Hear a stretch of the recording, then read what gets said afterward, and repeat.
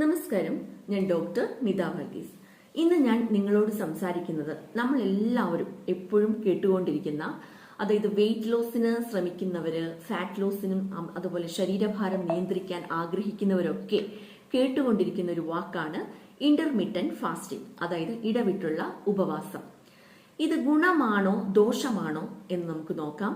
അതുപോലെ തന്നെ ഇത് ആർക്കൊക്കെ ചെയ്യാം, ആർക്കൊക്കെ ചെയ്യാൻ പാടില്ല, എപ്പോൾ ഫാസ്റ്റിംഗ് എടുക്കുമ്പോഴാണ് നമ്മുടെ ശരീരത്തിന് കൂടുതൽ വെയിറ്റ് ലോസ് അല്ലെങ്കിൽ ഫാറ്റ് ലോസ് ഉണ്ടാകുന്നത് എന്നുള്ള ചോദ്യങ്ങൾക്കൊക്കെ ഒരു ഉത്തരം നമുക്ക് ഈ വീഡിയോയിൽ നിന്ന് കിട്ടും.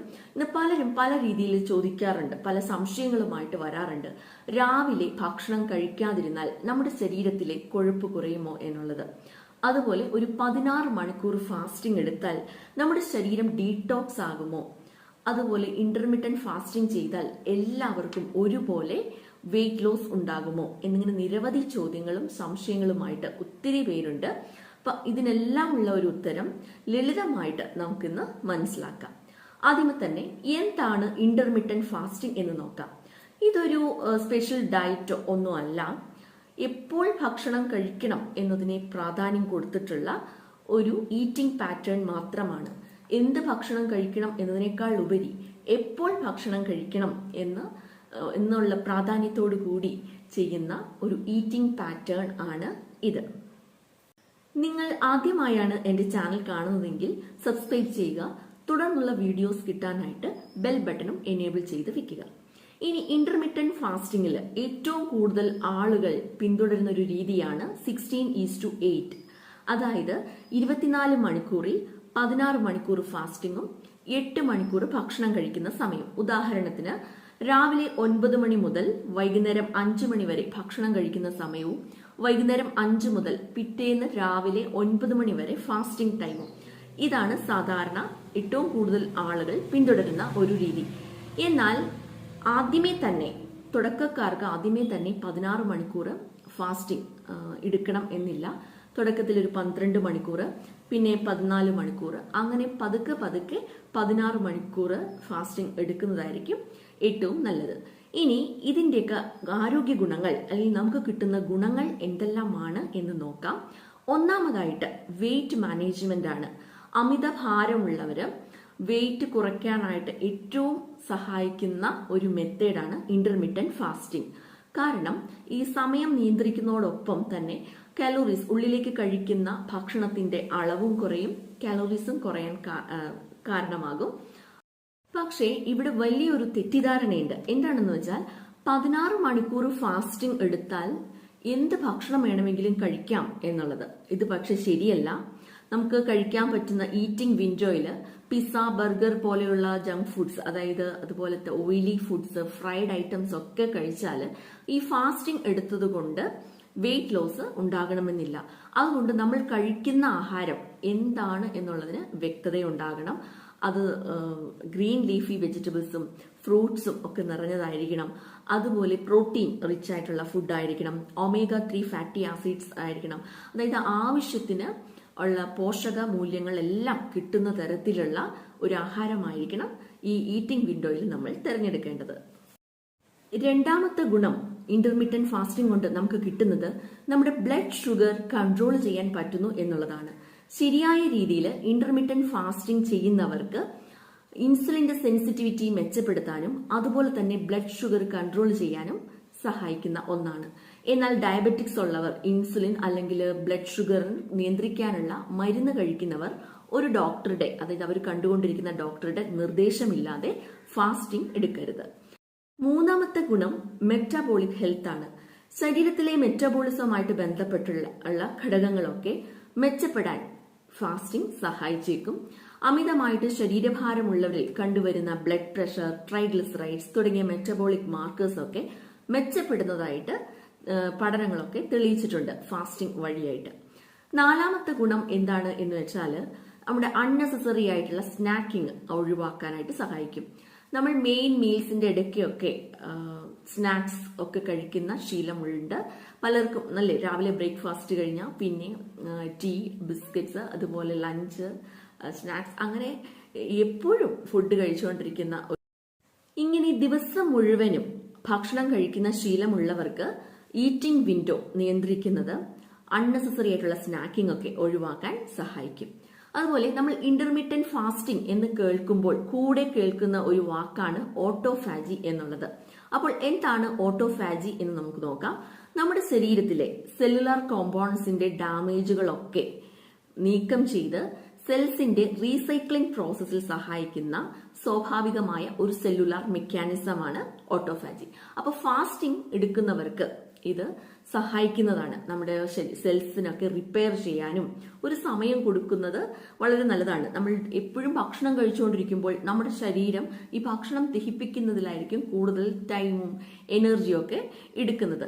അപ്പോൾ ഫാസ്റ്റിംഗ് ചെയ്യുന്ന ആളുകളിൽ ഈ ഓട്ടോഫാജി, നമ്മുടെ സെൽസിന് വരുന്ന ഡാമേജസ് ഒക്കെ നീക്കം ചെയ്ത് സെൽസിനെ റിപ്പയർ ചെയ്യാനും റീസൈക്ലിംഗ് ചെയ്യാനും സഹായിക്കുന്നു എന്നതാണ് ഇതിന്റെ കാര്യം. ഇനി പ്രധാനപ്പെട്ട ഒരു ചോദ്യം, ആർക്കൊക്കെ ഇന്റർമിറ്റന്റ് ഫാസ്റ്റിംഗ് ചെയ്യാം എന്നുള്ളത്. അതായത് ആരോഗ്യവാനായ ഒരു മുതിർന്ന ഒരാൾക്ക് ശരിയായ പോഷകാഹാരത്തിന്റെ ഭാഗമായിട്ട് ഇന്റർമിറ്റന്റ് ഫാസ്റ്റിംഗ് പരീക്ഷിക്കാം. അതായത് ഓവർ വെയിറ്റ് ഉള്ളവര്, ശരീരഭാരം കൂടുതലായിട്ടുള്ളവർക്ക്, അത് കുറയ്ക്കണം എന്ന ആഗ്രഹമുള്ളവർക്ക്, അതുപോലെ രാത്രിയിൽ ഒത്തിരി വൈകി ഭക്ഷണം കഴിക്കുന്ന ആളുകൾക്ക്, അതുപോലെ അനാവശ്യമായിട്ട് അല്ലെങ്കിൽ അൺനെസസറി സ്നാക്കിംഗ് ഉള്ളവർക്ക്, ഭക്ഷണ സമയം ക്രമീകരിക്കണം എന്ന ആഗ്രഹമുള്ളവർക്ക് ഇതൊരു ഓപ്ഷനാണ്. എന്നാൽ എല്ലാവർക്കും ഇത് അനുയോജ്യമല്ല. അതുപോലെ ആരൊക്കെ ഇന്റർമിറ്റന്റ് ഫാസ്റ്റിംഗ് ഒഴിവാക്കണം എന്നുള്ളത്, ഗർഭിണികളും അതുപോലെ മുലയൂട്ടുന്ന അമ്മമാരും ഇന്റർമിറ്റന്റ് ഫാസ്റ്റിംഗ് ഒഴിവാക്കുന്നതാണ് നല്ലത്. കാരണം കുട്ടിയുടെ വളർച്ചയ്ക്കും എല്ലാം പോഷകങ്ങൾ ആവശ്യമുണ്ട്. അവർ സ്വമേധയാ ഇന്റർമിറ്റന്റ് ഫാസ്റ്റിംഗ് എടുക്കുന്നത് ശരിയല്ല. അതുപോലെ കുട്ടികളും വളർച്ചയുടെ പ്രായത്തിലുള്ള കൗമാരക്കാരും ഇന്റർമീഡിയന്റ് ഫാസ്റ്റിംഗ് ഒഴിവാക്കണം. കാരണം ഇവർക്ക് കൂടുതൽ കലോറീസും വൈറ്റമിൻസും മിനറൽസും എല്ലാം ആവശ്യമുള്ള സമയമാണ്, വളരുന്ന പ്രായമാണ്. ഇവരും ഇന്റർമീഡിയന്റ് ഫാസ്റ്റിംഗ് എടുത്തുകൂടാ. അതുപോലെ പ്രമേഹ രോഗത്തിന് മരുന്ന് കഴിക്കുന്നവര്, ഇൻസുലിനോ അല്ലെങ്കിൽ ബ്ലഡ് പ്രഷർ, ബ്ലഡ് ഷുഗർ ഒക്കെ കുറയ്ക്കാനായിട്ട് മെഡിസിൻ കഴിക്കുന്നവരും സ്വമേധയാ ഇന്റർമീഡിയന്റ് ഫാസ്റ്റിംഗ് ചെയ്യരുത്. അതുപോലെ അണ്ടർ വെയിറ്റ് ആയിട്ടുള്ളവര്, ഓൾറെഡി വെയിറ്റ് കുറവാണ്, അങ്ങനെയുള്ളവരും ഇന്റർമീഡിയന്റ് ഫാസ്റ്റിംഗ് ചെയ്യരുത്. അതുപോലെ ഈറ്റിംഗ് ഡിസോർഡേഴ്സ്, അതായത് അനോറെക്സിയ, ബുലീമിയ പോലെയുള്ള ഈറ്റിംഗ് ഡിസോർഡേഴ്സ് ഉള്ളവരും ഫാസ്റ്റിംഗ് ഒഴിവാക്കണം. അതുപോലെ ചില ക്രോണിക് അസുഖങ്ങൾ ഉള്ളവര്, അതായത് ലിവർ ഡിസീസോ ഹാർട്ട് ഡിസീസോ കിഡ്നി ഡിസീസസ് ഒക്കെ ഉള്ളവര് സ്വമേധയാ പോയി ഇന്റർമീഡിയന്റ് ഫാസ്റ്റിംഗ് ഒന്നും ചെയ്യരുത്. അതുപോലെ ഏതെങ്കിലും ഒരു അസുഖത്തിന് മരുന്ന് കഴിക്കുന്നവരും ഫാസ്റ്റിംഗ് എടുക്കരുത്. ഇവർ അവരുടെ ഡോക്ടർമാരോട്, അവർക്ക് കണ്ടുകൊണ്ടിരിക്കുന്ന ഡോക്ടർമാരോട് ചോദിച്ചിട്ട് മാത്രമേ ഫാസ്റ്റിംഗ് ആണെങ്കിൽ എടുക്കാൻ പാടുള്ളൂ. ഇനി ഏറ്റവും പ്രധാനപ്പെട്ട ചോദ്യം, എപ്പോൾ ഫാസ്റ്റിംഗ്, ഇന്റർമീഡിയന്റ് ഫാസ്റ്റിംഗ് ചെയ്യുന്നതാണ് ഏറ്റവും നല്ലത് എന്നുള്ളത്. പലർക്കുമുള്ള ഒരു തെറ്റിദ്ധാരണയാണ് കൂടുതൽ സമയം ഫാസ്റ്റിംഗ് ചെയ്താൽ കൂടുതൽ ഗുണങ്ങൾ കിട്ടും എന്നുള്ളത്. പക്ഷെ അത് തെറ്റാണ്. ഏറ്റവും നല്ല രീതി എന്ന് പറയുന്നത് രാവിലെ നേരത്തെ തന്നെ ഭക്ഷണം കഴിച്ച് രാത്രിയിലെ അത്താഴവും നേരത്തെ കഴിച്ച് രാത്രി വൈകിയുള്ള ഭക്ഷണങ്ങളൊക്കെ ഒഴിവാക്കുന്നതാണ് നമ്മുടെ ശരീരത്തിന്റെ സിർക്കാഡിയൻ റിതം ബാലൻസ് ചെയ്യാനൊക്കെ ഏറ്റവും നല്ലത്. ഉദാഹരണത്തിന് രാവിലെ 8 മണിക്ക് ബ്രേക്ക്ഫാസ്റ്റ്, ഉച്ചയ്ക്ക് 1 മണിക്ക് ലഞ്ച്, വൈകുന്നേരം 6 മണിക്കോ അല്ലെങ്കിൽ 7 മണിക്ക് മുമ്പായിട്ട് ഡിന്നർ. ഓക്കെ, ഇങ്ങനെ പിന്നെ അതിനുശേഷം പിറ്റേന്ന് രാവിലെ വരെ ഫാസ്റ്റിംഗ് ആണ്. ഇതാണ് ഒരു രീതി. ഇതെല്ലാവരും അതുപോലെ പിന്തുടരണം എന്നില്ല. ഓരോരുത്തരുടെയും ജോലി, ക്ഷീണം, അതുപോലെ ഉറക്കം, ആരോഗ്യസ്ഥിതി, ഭക്ഷണ രീതി, മരുന്നുകൾ ഇവയൊക്കെ ആശ്രയിച്ച് നമുക്ക് നമ്മുടെ ഈറ്റിംഗ് വിൻഡോ തിരഞ്ഞെടുക്കാവുന്നതാണ്. ഓക്കെ, ഇനി എന്ത് കഴിക്കാം, ഈ ഫാസ്റ്റിംഗ് ടൈമിൽ എന്താണ് പിന്നെ കഴിക്കേണ്ടത്, വിശന്ന് കഴിഞ്ഞാൽ എന്ത് കഴിക്കും എന്ന് പലർക്കും സംശയമുണ്ട്. അത് നമുക്ക് ചെയ്യേണ്ടത് വെള്ളം നമുക്ക് കുടിക്കാവുന്നതാണ്. വിശക്കുമ്പോൾ വെള്ളം കഴിക്കാവുന്നതാണ്. അതുപോലെ പഞ്ചസാര ചേർക്കാത്ത ചായയോ കാപ്പിയോ കുടിക്കാവുന്നതാണ്. ഒത്തിരി ഫ്രൂട്ട് ജ്യൂസസ്, പഞ്ചസാരയൊക്കെ ചേർത്ത ജ്യൂസസും അതുപോലെ കലോറി റിച്ച് ആയിട്ടുള്ള ജ്യൂസസ് ഒന്നും കുടിക്കാൻ പാടില്ല. അത് കുടിക്കുവാണെങ്കിൽ പിന്നെ പ്രത്യേകിച്ച് ഒരു ഫാസ്റ്റിംഗ് എന്നുള്ള രീതിയിൽ ഒരു ഗുണം കിട്ടില്ല. അപ്പോൾ നമുക്ക് വെള്ളം കുടിക്കേണ്ടത് അത്യാവശ്യമാണ്. ഹൈഡ്രേഷൻ വളരെ ഇമ്പോർട്ടന്റ് ആണ്. ഫാസ്റ്റിംഗ് എന്ന് പറഞ്ഞ് വെള്ളം പോലും കുടിക്കാതിരിക്കേണ്ട ആവശ്യമില്ല, വെള്ളം കുടിക്കാം. പലർക്കുമുള്ള ഒരു സംശയമാണ് ഇന്റർമീഡിയന്റ് ഫാസ്റ്റിംഗ് കൊണ്ട് ദോഷങ്ങൾ ഉണ്ടാകുമോ എന്നുള്ളത്. ദോഷങ്ങൾ ഉണ്ടാകും. കാരണം എല്ലാവർക്കും ഫാസ്റ്റിംഗ് ഒരുപോലെ അനുയോജ്യമാകണമെന്നില്ല.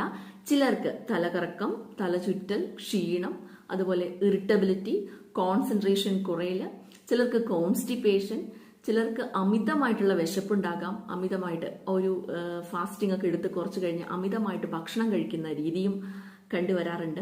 അപ്പോൾ ഈ നല്ല നിർബന്ധിതമായിട്ട് ഫാസ്റ്റിംഗ് ഒക്കെ എടുക്കുന്ന ചിലർക്ക് ന്യൂട്രീഷണൽ ഡെഫിഷ്യൻസി വരാം. ആവശ്യത്തിന് പ്രോട്ടീനും വൈറ്റമിൻസും മിനറൽസും ഒന്നും കഴിക്കാത്തത് കൊണ്ട് ന്യൂട്രീഷണൽ ഡെഫിഷ്യൻസിയും വരാം. അപ്പൊ അതുകൊണ്ട് ഇന്റർമിറ്റന്റ് ഫാസ്റ്റിംഗ് എന്ന് പറയുന്നത് സ്റ്റാർവേഷൻ അല്ല, ഭക്ഷണം പൂർണ്ണമായും ഒഴിവാക്കിക്കൊണ്ട് ഉള്ള ഒരു കാര്യമല്ല. ഭക്ഷണത്തിന്റെ സമയം നിയന്ത്രിക്കുന്ന ഒരു ഈറ്റിംഗ് പാറ്റേൺ ആണ് ഇന്റർമിറ്റന്റ് ഫാസ്റ്റിംഗ്. അപ്പൊ ആവശ്യത്തിനുള്ള ഈറ്റിംഗ് വിൻഡോയിൽ നമ്മൾ കഴിക്കേണ്ടത് ബാലൻസ്ഡ് ആയിട്ടുള്ള നല്ല ന്യൂട്രിയൻ റിച്ച് ആയിട്ടുള്ള ഫുഡ്സ് ആയിരിക്കണം. അതായത് പ്രോട്ടീൻസ്, ഫ്രൂട്ട്സ്, വെജിറ്റബിൾസ്, അതുപോലെ പൾസസ്, omega-3 ഫാറ്റി ആസിഡ്സ് ഒക്കെ കിട്ടുന്നതും ആന്റി ഓക്സിഡൻസ് നിറഞ്ഞതുമായിട്ടുള്ള ഭക്ഷണങ്ങളൊക്കെ കഴിക്കേണ്ടതാണ്. കാരണം ന്യൂട്രീഷണൽ ഡെഫിഷ്യൻസി വരാൻ സമ്മതിക്കരുത്. അതാണ് അതിന്റെ കാര്യം. അപ്പോൾ ഇന്റർമിറ്റന്റ് ഫാസ്റ്റിംഗ് ഗുണമോ ദോഷമോ എന്ന ചോദ്യത്തിനുള്ള ഉത്തരം വളരെ ലളിതമാണ്.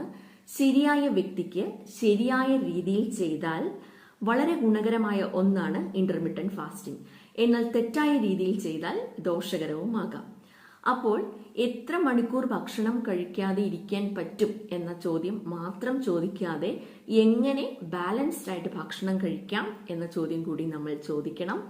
അതുപോലെ നമ്മുടെ ലക്ഷ്യം വെയിറ്റ് ലോസ് മാത്രമല്ല, ആരോഗ്യകരമായ ശരീരം, അതുപോലെ ആരോഗ്യകരമായ മെറ്റബോളിസം, നല്ല ഉറക്കം, നല്ല വ്യായാമം, പോഷകാഹാരം, ഇതെല്ലാം ചേർന്നതാണ് യഥാർത്ഥ ആരോഗ്യം.